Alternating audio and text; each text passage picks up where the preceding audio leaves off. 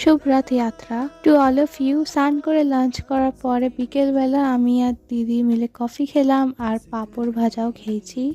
আমরা সবাই প্রতি বছর রাধাকৃষ্ণ মন্দিরে যাই রথের দিনকে, তো আজকেও যাবো। ওই জন্য আমি ভাবছিলাম এই কুর্তিটা পরবো, কিন্তু লাস্টে আর ওটা পরিনি।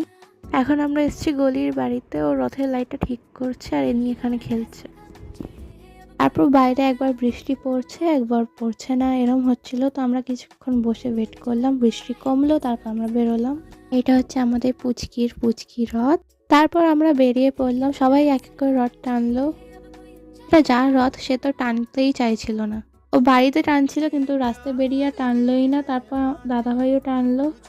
তারপর আমাদের দেখা হলো হচ্ছে গলির ফ্রেন্ডের সাথে, ও ওই বাচ্চাটাও টানলো, ওকে প্রসাদ দিল। তারপর আমরা গেলাম হচ্ছে মন্দিরের ভেতর। যেহেতু ভেতরটা খালি ছিল ওই জন্য গুলি তো খুব দৌড়াদৌড়ি করছিল, আর আমি ওর সাথে দৌড়াচ্ছিলাম।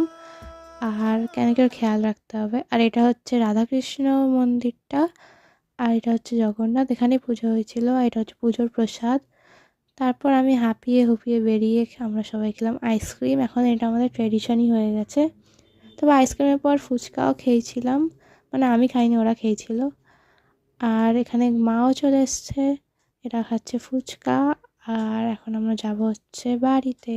তারপর মাও টানলো রথ, তারপর গুলিকে আবার চেষ্টা করলাম ও টানে কিনা, যাই হোক ও টানেনি। বাড়িতে আসলাম, ডিনার করলাম, and that's it for today. Bye bye.